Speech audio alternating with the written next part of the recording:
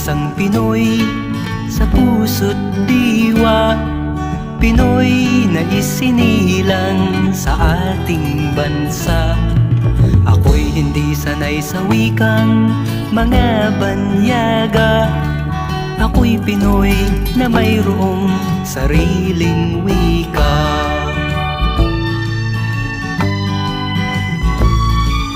Wikang pambansa